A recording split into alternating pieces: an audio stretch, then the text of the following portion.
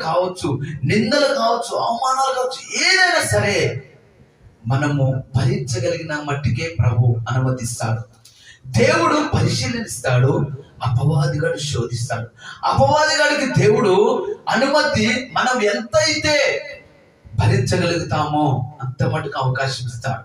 అయితే ఇక్కడ ప్రభు ఏమంటాడంటే, ఆయన శోధనలతో కూడా తప్పించుకున్నటకు మార్గాన్ని కలుగజేస్తాడు. కానీ ఆ మార్గం ఎవరు గ్రహించట్లేదు.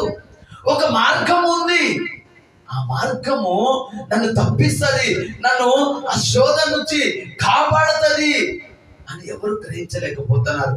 ఆ శోధనలోనే కూర్చుండిపోతున్నారు, ఆ శోధనలోనే ఏడుస్తూ ఏడుస్తూ మగ్గిపోతున్నారు. కానీ ప్రభు ఒక ద్వారం ఇచ్చాడు.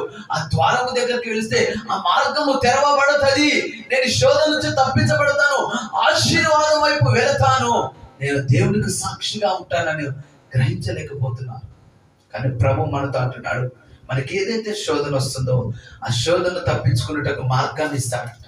ఆ మార్గానికి వెళ్ళక ముందు కొంతమంది ఏం చేస్తున్నారంటే, ఒక శోధన వస్తే, ఒక శ్రమ వస్తే ఆ శ్రమను తప్పించుకొని ఇప్పుడు వారు అనకూడని మాట ఒక మాట అన్నారు.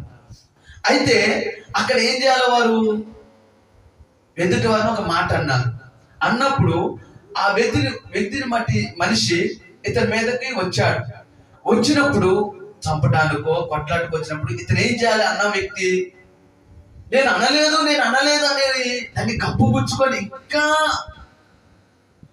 ఇంకా తప్పులు చేయడం కంటే, నేనేదో తెలిసి తెలియక అన్నాను, నన్ను క్షమించని ఒక్క మాట అంటే అక్కడ మార్గం తెరవబడుతుంది కదా. అదే ప్రభు చెప్తున్నాడు. కానీ చాలా మంది ఏం చేస్తున్నారంటే, వారి ఎదుట ఉన్న మార్గము మంచిదని ఆ మార్గంలోకి వెళ్ళిపోతున్నారు. కానీ అది తుదకు మరణానికి తీసుకెళ్తుంది, ప్రభు నుంచి దూరం చేస్తుందని గ్రహించలేకపోతున్నారు. కానీ ప్రభు ఏమంటున్నాడంటే, శోధనలో తప్పించుకున్నకు నీకు ఒక మార్గాన్ని నేను ముందే సిద్ధపరచాను బిడ్డ. నీకు ఒక శోధన వచ్చింది, ఆ శోధనలో నువ్వు తప్పించుకోవడానికి నీకు ఒక ద్వారం పెట్టాను. కానీ ఆ ద్వారాన్ని నువ్వు ఎలా తెలుసుకోవాలి? ఎలా ద్వారం దగ్గరికి నువ్వు వెళ్ళాలి అంటే, నీకు శోధన వచ్చినప్పుడు, శ్రమ వచ్చినప్పుడు, ఇబ్బందులు వచ్చినప్పుడు ప్రభు చింతకు రావాలి, ప్రభు పాదాలు పట్టుకోవాలి. ప్రభువుని అడిగినప్పుడు ప్రభు ఏం చేస్తారంటే, శోధనలో తప్పించుకుంటే మార్గాన్ని తెలుస్తాడు.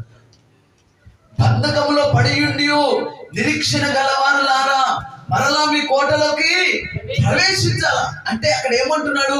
బంధకములు ఉన్నాయి, బంధకాల్లో పడి ఉన్నావు, బంధకాలు నిన్ను బంధించి ఉన్నాయి. కానీ నీలో ఏముంది? నిరీక్షణ ఉంది.